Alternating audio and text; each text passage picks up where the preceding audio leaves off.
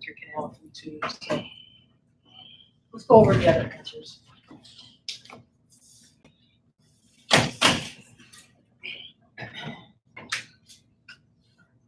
Okay, we got the first two right. Anatomy, physiology. Tissue lines the outside and inside of the body. Epithelial. Yeah, I'm sorry.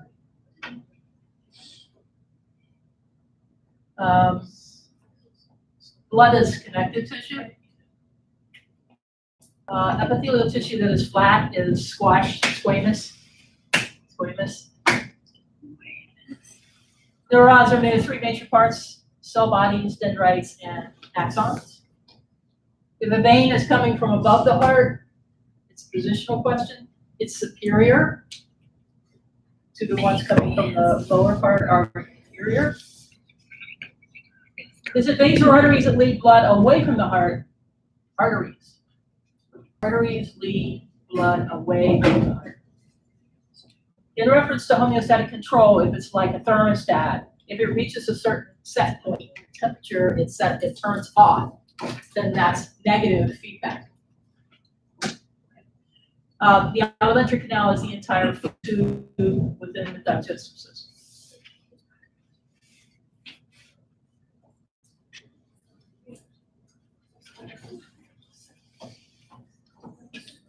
Proteins are partially digested in the stomach.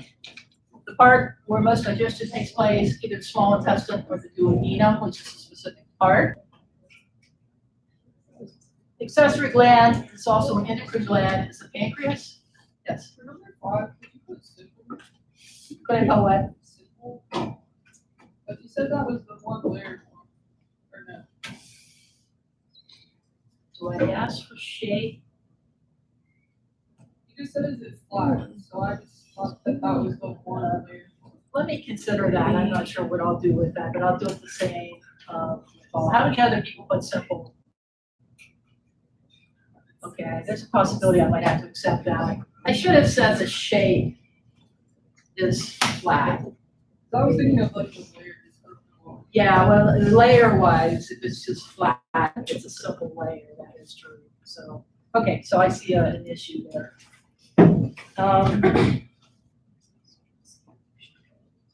The letters for fat-soluble ADEK.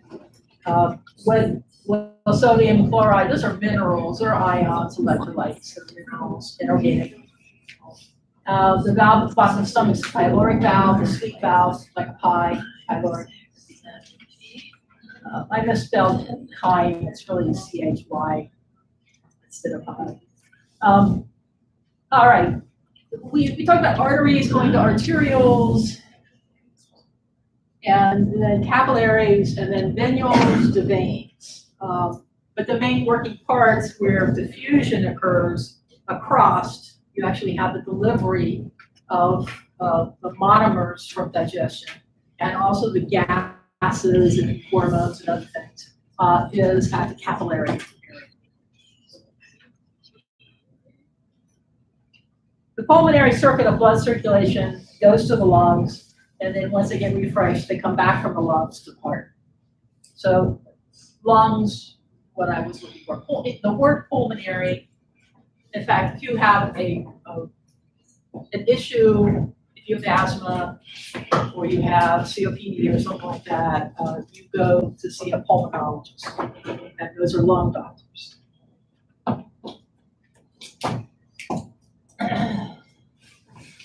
Arterioles are larger diameter than arteries. I think what I said when we went through this, the whole thing is that anything that eoles means smaller.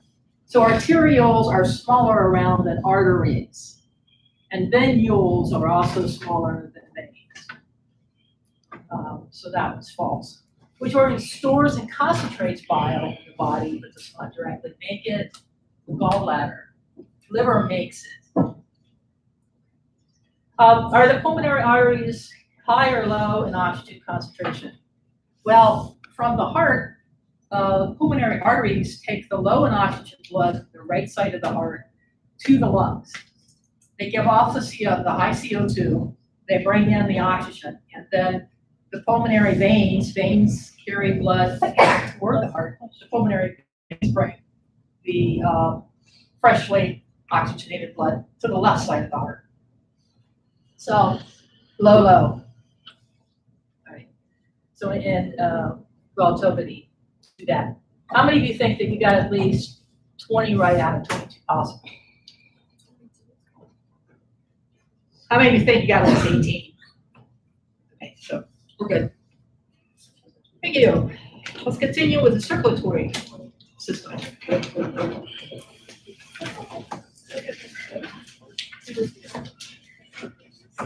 What's the pH of blood? 7.4. Okay.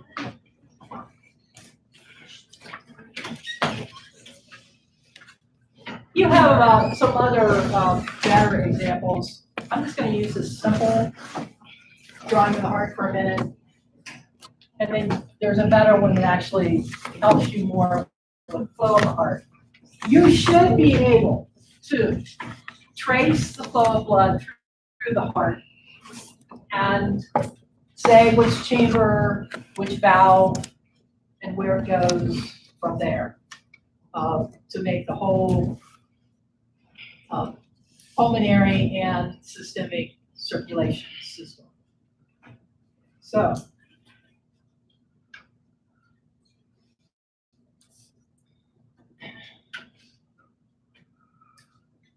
okay, superior vena cava. Okay, emphasize this. I could ask you, what is the name for the largest vein in the body?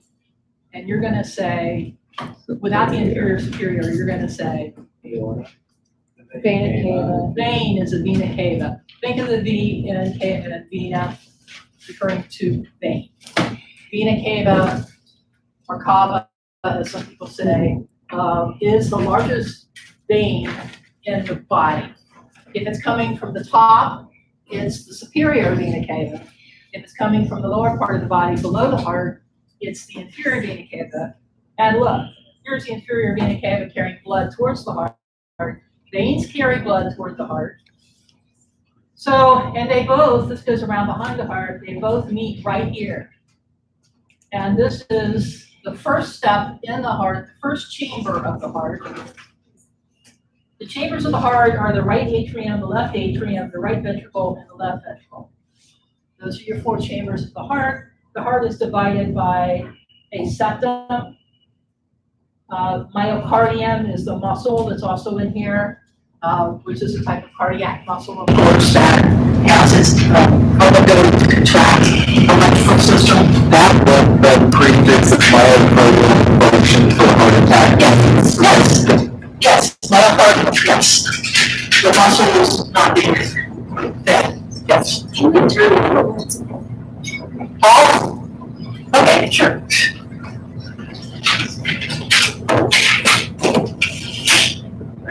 Is that better? Can you see your right?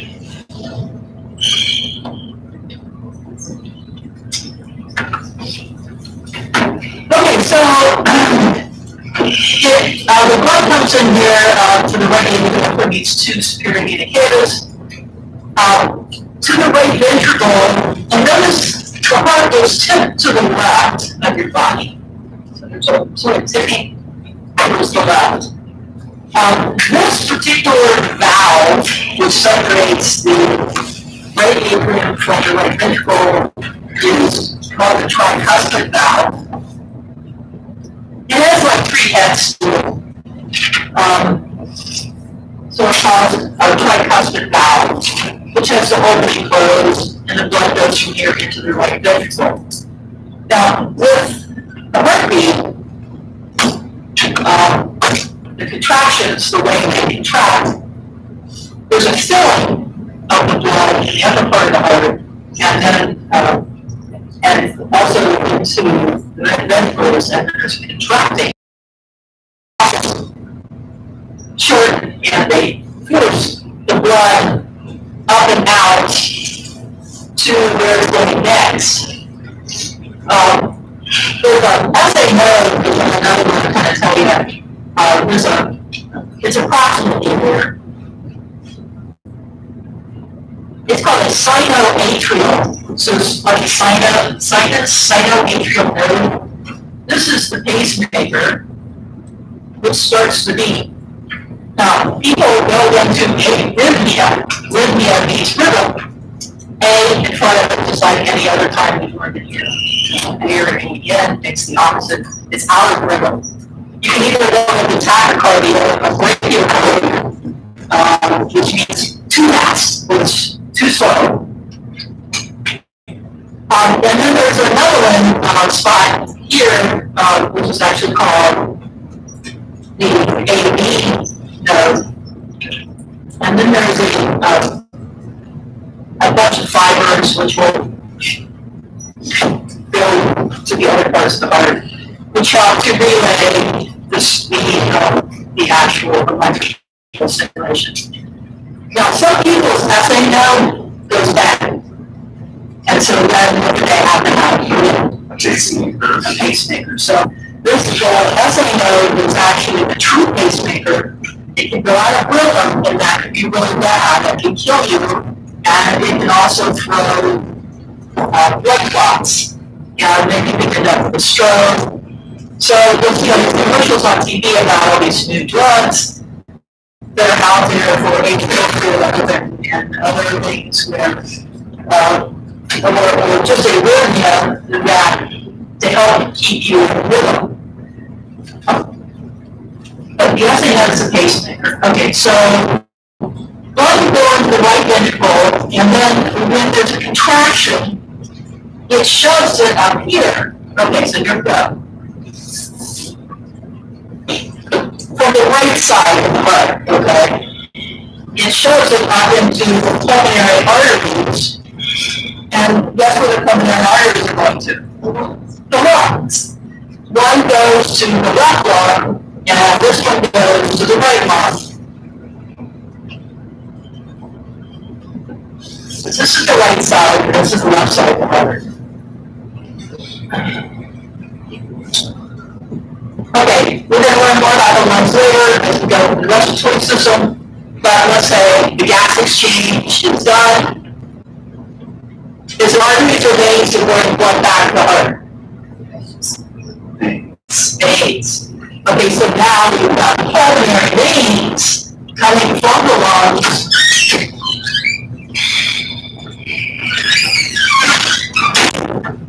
And here we have our two on each side, from the right lung and the left lung. But where they're entering is right here, the left atrium.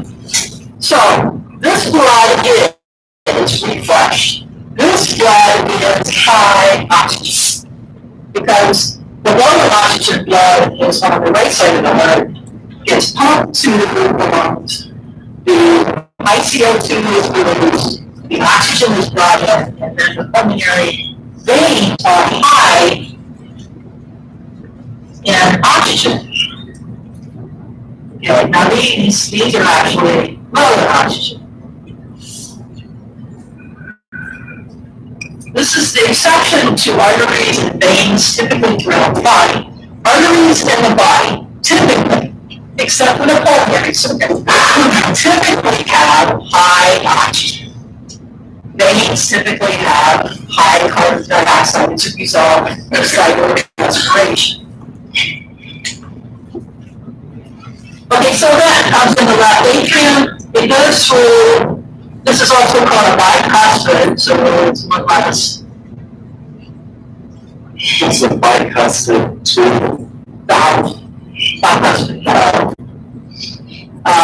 But the one that's most often referred to is has the mitral valve. People that with rheumatic fever or things of that sort often have one. You've heard of people having mitral valve prolapses. Yeah, my mom has that. Yeah, I have a slight one. And so the blood can seep back and the valve doesn't work just right. It has to seepage back and forth. It can sometimes feel like flutter, like it's pretty benign unless it's severe. So then what happens with contraction is the blood goes to the left ventricle. The left ventricle, claim to fame, is is the most muscular pumping chamber.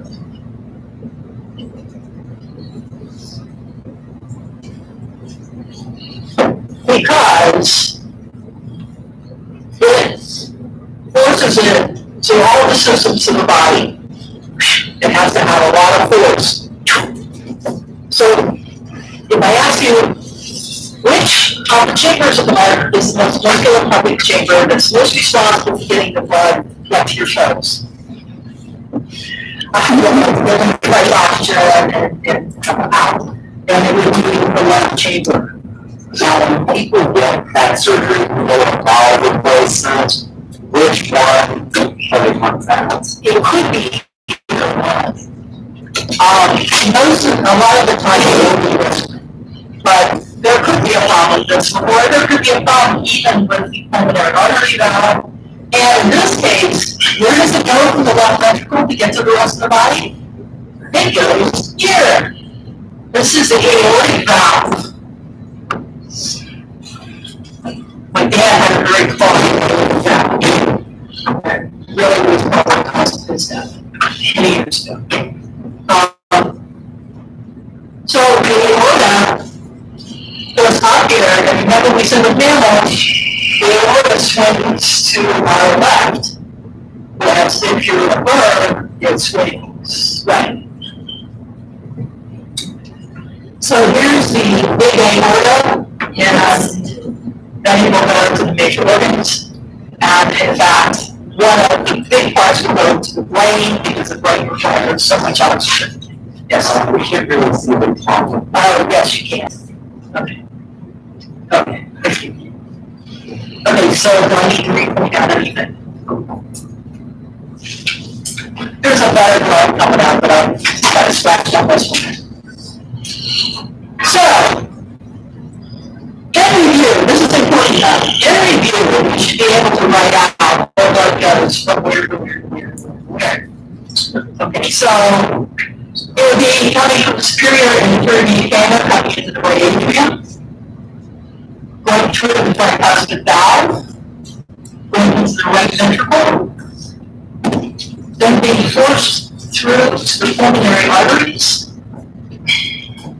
which lead to the lungs.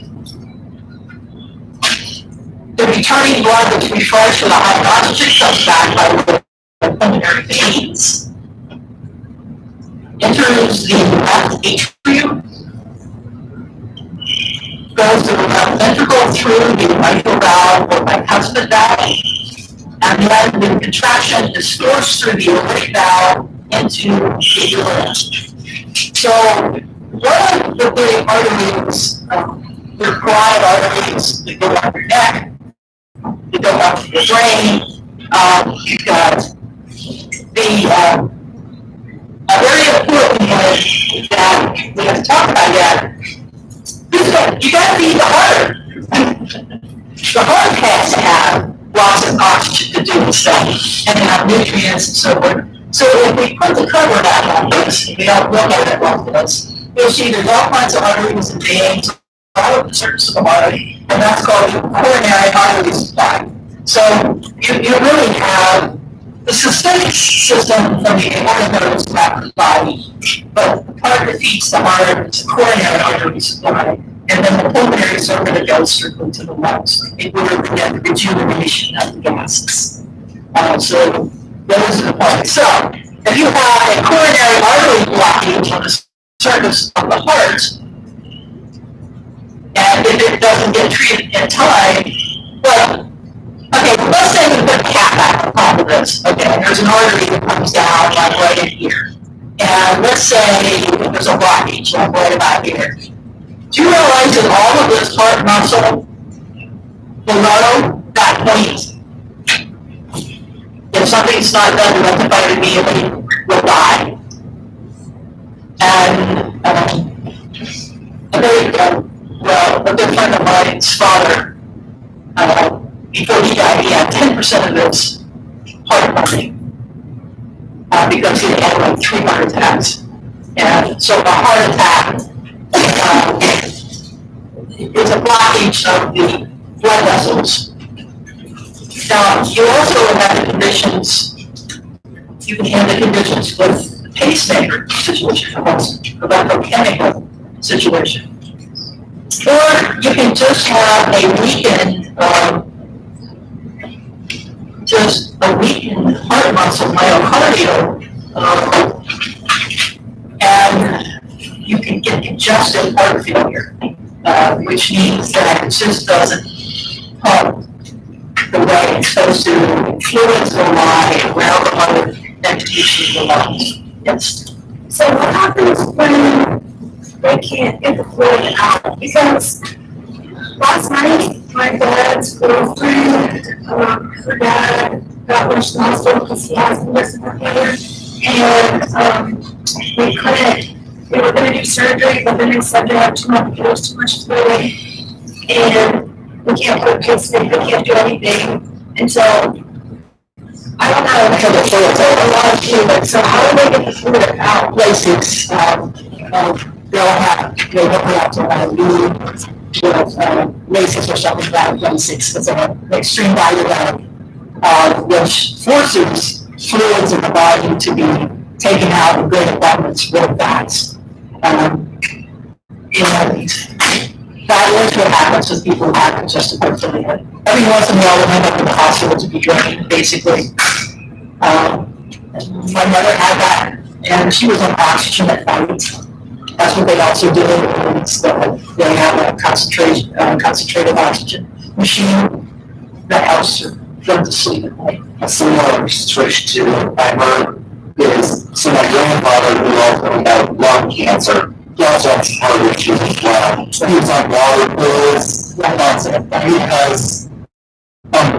because since his heart wasn't working properly, his feet were swelling. He had to move those up to your ankles. Exactly, and people with high blood pressure often, either it's incorporated into the medicine that they take from high blood pressure, or they take a water pill, which is a diuretic.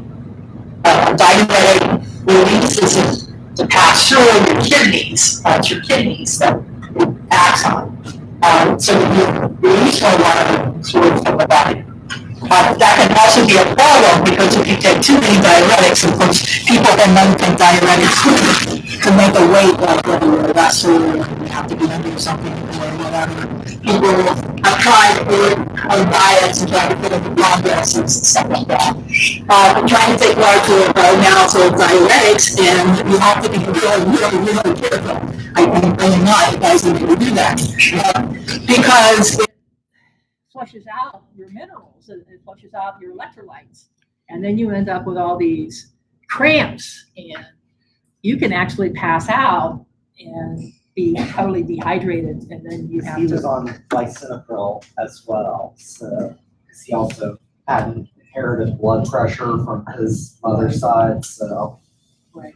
The cardio, we call this a cardiovascular, because cardio is the heart and vascular is the blood vessels and the way they work. So can you see the respiratory system, the circulatory system work hand in hand, and then also the excretory system too, because that excretes the liquid waste from the body, but also works with the water balance in the body. And it's just everything influences everything else. So if you go to one extreme for something, you're probably going to cause a ripple effect somewhere else. So here I have a better picture for just to show you the outside of the heart. And also, here's that essay note. So this must be what chamber? Right atrium. And this would be, right, this would be right ventricle, and this would be left ventricle. Okay, good. So you got the SA node, you got the AV node, you see the electrical that goes down here. This is either called a bundle of his, or it's also called Purkinje. I'm not sure if I spelled this exactly right.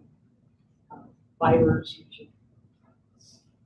Part of the electrical system comes down through the septum. It causes the heartbeat. if you look here, you see, again, arteries are typically in red. It may not show up super well there, but in red, and the veins are typically blue. But again, if I recently learned this, that there's this big artery that comes through here on the left side of the heart. And remember, the left side of the heart is so important to the pumping of the heart because it's where the aorta comes off of. It's called the widowmaker. You know, because there's oftentimes a blockage, there can be a blockage there, and it obviously can result in death if things, there's TPA and other things that they try to dissolve clots with. They have to be in a everything has to be just right to be able to use it, and they have to use it within a certain amount of time after the heart attack or something. And then some say they can only do it once in your life, so I don't know if that's really still a hold fast rule, but so it will affect the function wherever it is that we've got a blockage in the heart, which is a cardio infarction or it's a heart attack. You will affect all the stuff below it. That's not getting the proper amount of food, not getting the amount of oxygen, and that's a big deal. They say the heart really of a human is about the size of a man's fist. It's like this. What does it mean when somebody has to get a bypass? If you see, you've got lots of arteries and veins here, Yeah. and if one of them is clogged, but it's not one of the major ones in particular, they can actually graft and different blood vessel grafts, and they can divert it around. It's like making a bypass on a highway, like the 275 bypass. You still can get to all the areas you need to get to, but you go out around it and you bypass the clot. And so you can still get blood to the areas. People that have double, that means they have 2 bypasses, they have triple bypasses, they had to have 3 bypasses or quadruple with 4 bypasses. And of course, the more you have, probably more serious. But everybody reacts differently. It also depends on how healthy you are overall. Yes.